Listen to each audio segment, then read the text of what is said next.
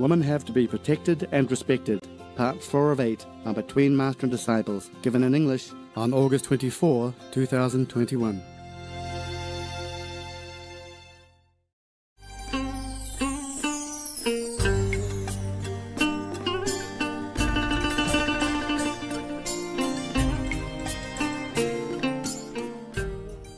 Any more questions? Yes, Master, before you mentioned arranged marriage in Olak.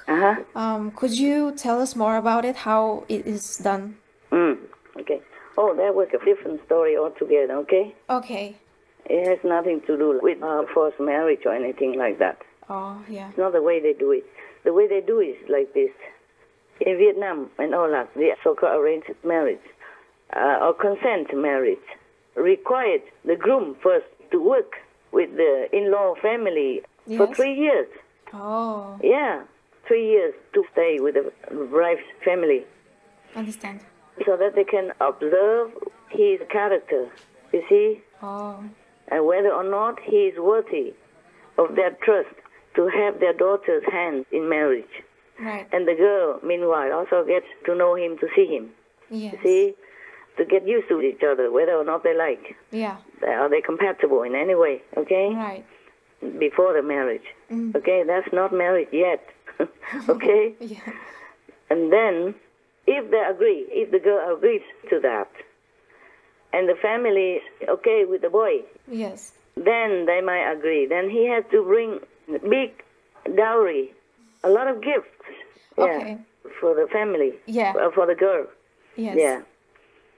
And according to the bride's family's request, it's not like you can give anything you want, you know? Yeah. They may ask for a lot. They may ask, of course, for gold and jewelry and all that, and also buffalo or maybe gold, stuff like that. Yeah. A lot. And in these 3 years, he has to work very hard. Right. I mean, to show, you know? He works hard and he has to be careful how to behave and how to cooperate with the family and pleasing them, yeah? Both the parents, the family members, and the girl. Oh, I see. Imagine how much he has to work to win her hand. Yeah. Just like that. And a lot of jewelry and gifts afterwards. Right. Yeah, for the wedding. And pay for the wedding, also stuff like that.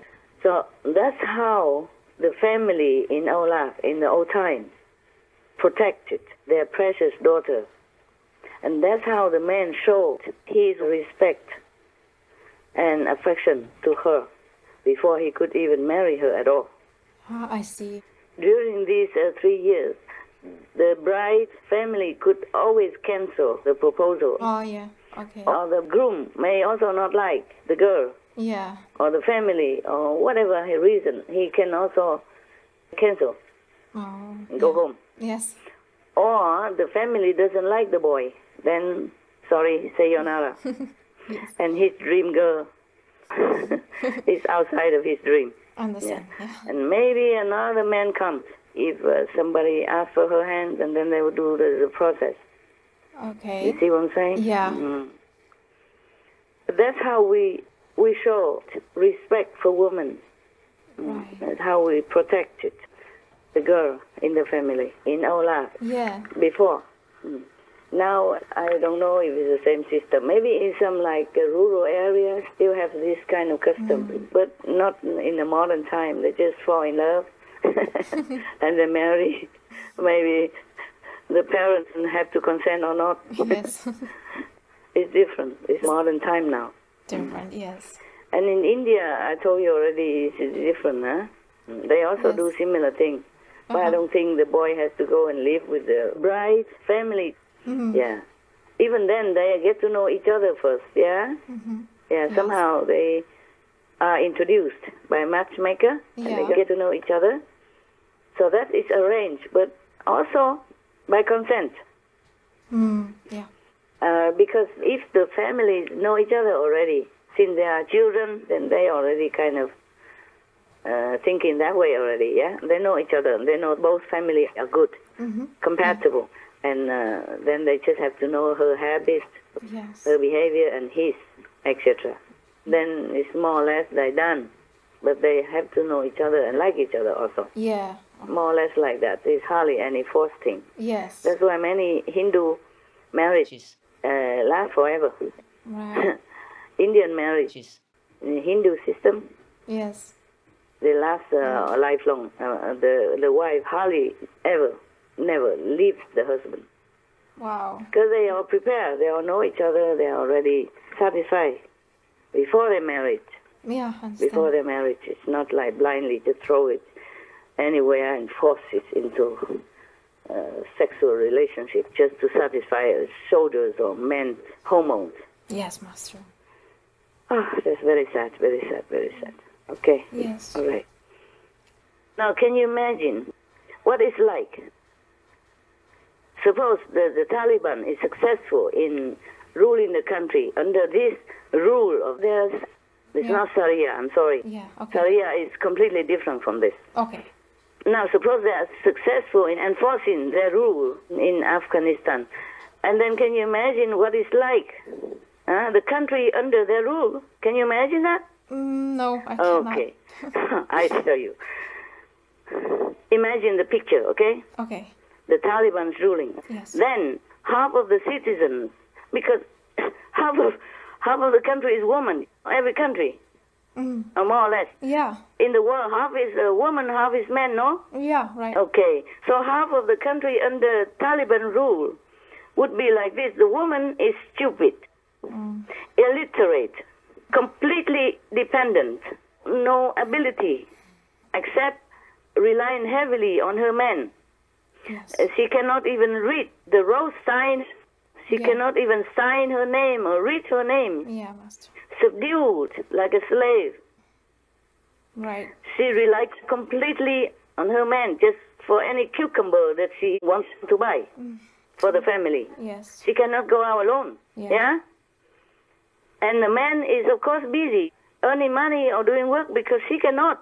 Yeah. She's not allowed to work. She doesn't have any ability. She cannot even read. All right. Yes. Completely half of the citizens are stupid, illiterate, and weak, dependent. So there is nothing that the woman can do to help her country except to dress the children, clean the pot, scrub the floor, etc. Yes. Everything she has to ask her man for money, for driving to the market, even just to buy a cucumber or anything. Yeah. And the other half of the citizens, men, are rapists, child molesters. Oh. Right. Robbers, robbing people, property or girls or children or women. Right. And they become rapists and child molesters. So I wonder, what kind of society is that? What kind of country would the Taliban want to build? Yeah, unimaginable. Yeah.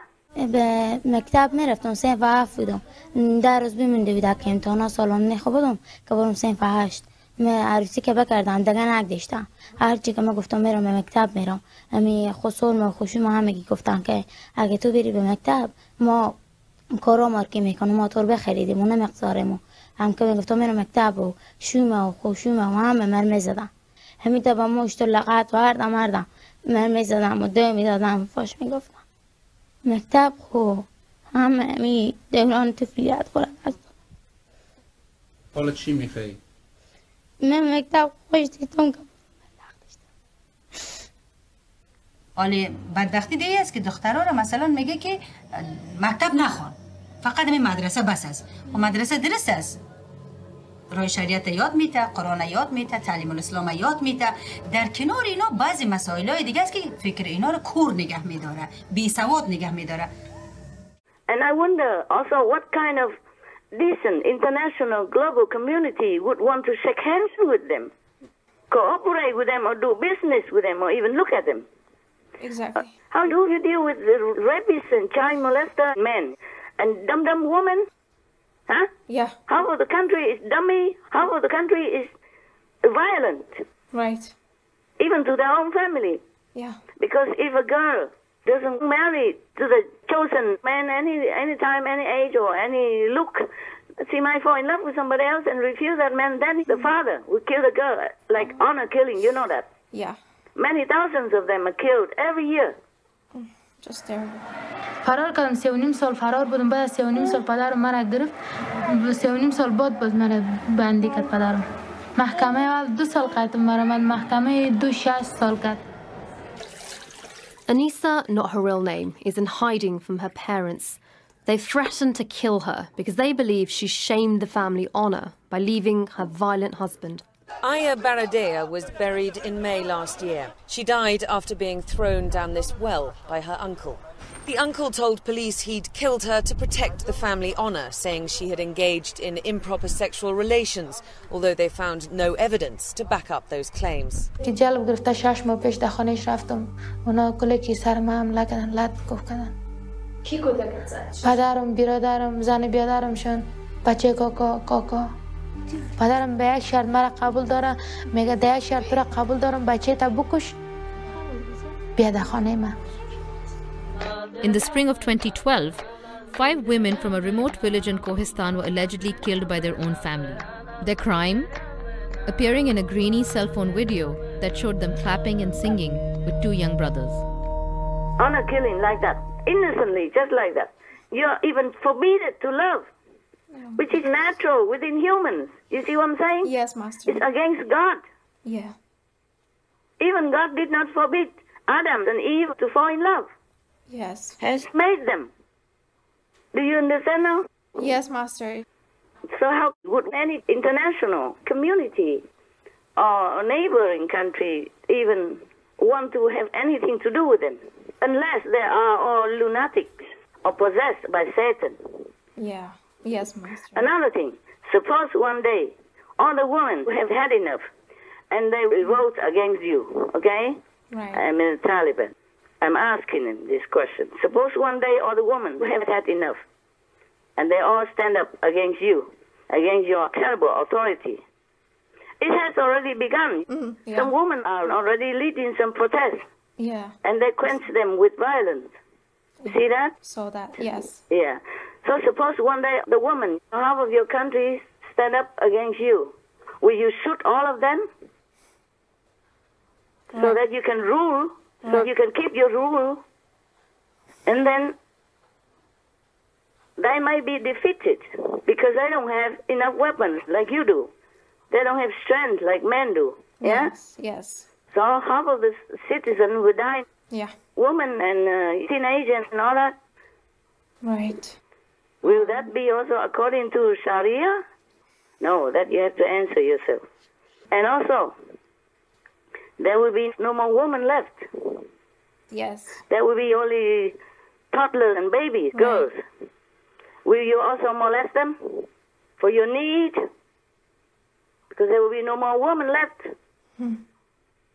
This you have to answer yourself.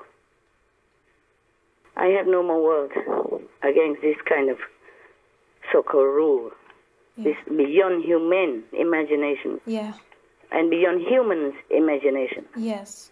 Would you molest babies and toddlers when there are no more women left, when you shoot them all? After all, the girls are just objects to you anyway. They're worth nothing to you, to your rule. According to your rule, women are nothing. You can just take them anytime you want, send them anywhere to anybody like an object anyway. Not to talk about babies and toddlers. They are even more helpless. Yeah. Well, answer all that to God. Whew, I'm getting so heated up because I feel terrible. Do you understand what I'm saying? Yes, Master. I feel so terrible. I could not even cry now. I'm full of anger and sorrow. I'm shaking. I'm trembling here, even though you don't see it. Master. Let me take a breath. Okay, Master. For a moment. What did you want to say? No. I'm okay. I just said it's just not humane and beyond everything that we know is human. Yes, beyond all cruelty, beyond all evil. That's the word I would say. Beyond all devils, Satan, madness, evil, hellish. I don't know any more words suitable. Yes. I don't think any of the international community, I already saw some in the news that I don't want to recognize them. Yeah. So, okay, they're left alone. See how they face the whole international elite community. Right. And how would they answer to God? Yeah, their time of departure. Oh, there's no need to ask that question because they will go straight to hell. They won't have a chance to even answer to God. They won't even have a chance for a trial for the final judgment. You understand what I'm saying? Yeah. They go straight to hell. This type, they're worse than devils. If it's true all that, then they're devils incarnate. Even the devils, they only get the guilty one, the bad one, to bring them to hell. They don't harass the innocent, the harmless, the guiltless. You got that? Yes, right. So this is beyond evil. I'm not sorry saying anything like this. I can repeat 10,000 more times. Yes, Master.